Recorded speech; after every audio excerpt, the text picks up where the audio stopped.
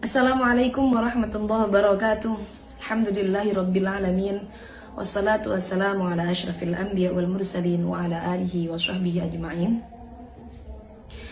Langsung saja teman-teman, kami dari tim kitab JP3M ingin mengupas tentang bagaimana cara memakai mukena yang benar menurut dengan kaidah madhab Syafi'iyah. Dalam madhab Syafi'i, aurat perempuan dalam sholat adalah seluruh badan kecuali kedua telapak tangan dan wajah. Yang mana kita tahu bahwa wajah batasannya adalah dari arah menyamping seperti ini, dari mulai telinga satu ke telinga yang lain. Kemudian untuk atas dari mulai tumbuhnya rambut kepala sampai dagu. Ingat, dagu termasuk batas wajah. Dan ada satu kaidah dalam madhab Syafi'iyah, yaitu menyempurnakan perkara yang wajib maka hukumnya wajib. Sehingga cara memakai mukena yang benar seperti yang kalian lihat saat ini, yaitu adalah dengan menutup rambut-rambut kepala, rambut-rambut bayi yang ada dalam di ujung-ujung sini itu. Kemudian dengan menutup dagu tidak terlihat, karena ini termasuk menyempurnakan perkara yang wajib. Dan juga pastikan rambut tidak ada yang keluar. Bagaimana kalau rambutnya banyak kecil-kecil di muka? Maka tentunya itu adalah rambut muka, bukan rambut kepala. Yang wajib ditutup adalah rambut kepala. Selesai pembahasan tentang wajah, mana yang boleh kita buka, kemudian kita akan masuk ke pembahasan tangan. Dan untuk tangan, seperti yang kita tahu, yang dimaksud dari kedua telapak tangan yang tidak termasuk dalam aurat perempuan dalam sholat adalah pergelangan tangan. Jadi sampai batas ini, batas pergelangan tangan. Yang tidak termasuk aurat adalah baik batin tangan ataupun punggung tangan. Ini semua tidak termasuk aurat.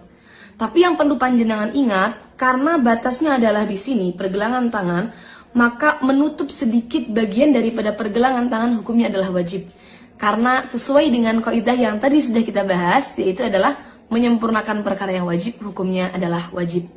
Sehingga teman-teman untuk menutup harus seperti ini. Nah, mohon maaf ini mukena saya agak seret. Nah, seperti ini. Menutup sedikit daripada pergelangan tangan. Ingat, punggung tangan dan juga telapak tangan ini bukan termasuk bagian dari aurat. Sehingga tidak masalah bila mana punggung tangan terbuka seperti ini. Ini bukan termasuk bagian daripada aurat dalam sholat wanita. Kemudian yang perlu kita bahas selanjutnya adalah benda yang digunakan untuk menutupi aurat atau baju yang digunakan untuk menutupi aurat. Yang digunakan untuk menutupi aurat adalah sesuatu yang bisa menutup warna kulit dalam majelis berbincang-bincang, dalam majelis takhotub. Maka bagaimana batasannya? Apakah nerawang atau tidak? Itu batasannya adalah bila dilihat dalam majelis berbincang-bincang, seperti mungkin dengan jarak saya berbincang dengan teman saya, seberapa urufnya, seberapa biasanya, kok terlihat warna kulitnya, maka berarti belum mencukupi. Tapi kalau tidak terlihat warna kulitnya, maka sudah bisa dikatakan mencukupi.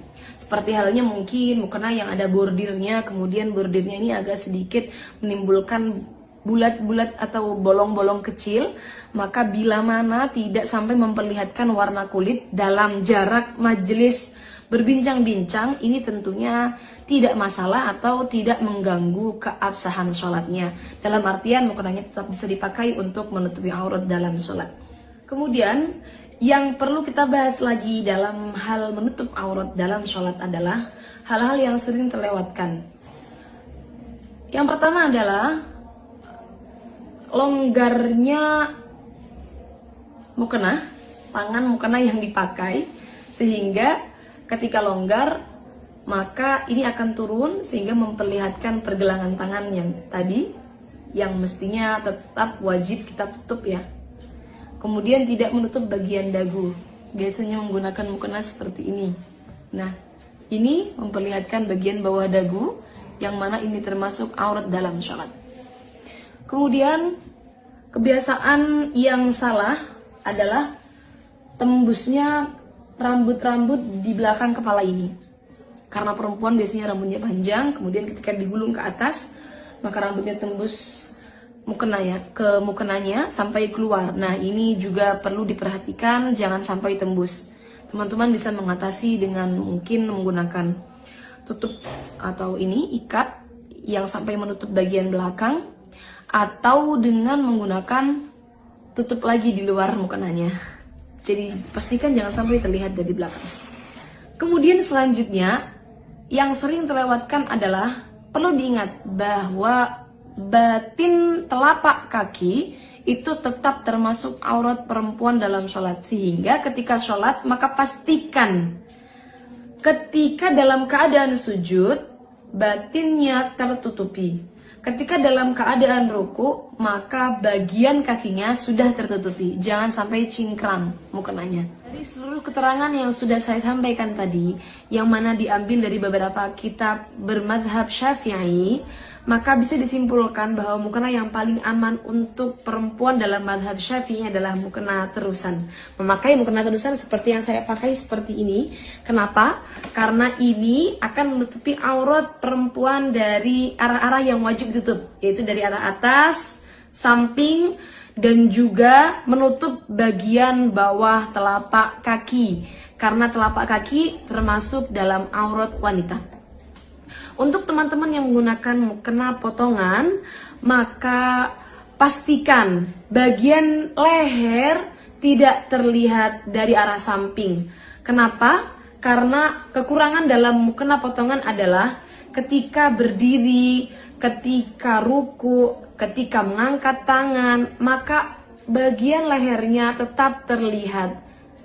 Ini dari arah samping, bagian lehernya tetap terlihat. Walaupun toh sudah seperti ini. Kenapa? Karena pasti ada bagian-bagian longgar yang memperlihatkan bagian aurat lehernya. Kecuali bagian lehernya sudah tertutup sempurna, mungkin dengan menggunakan dalaman jilbab yang dimasukkan ke dalam pakaian. Sekian dari kami, kurang lebihnya mohon maaf. Wassalamualaikum warahmatullahi wabarakatuh.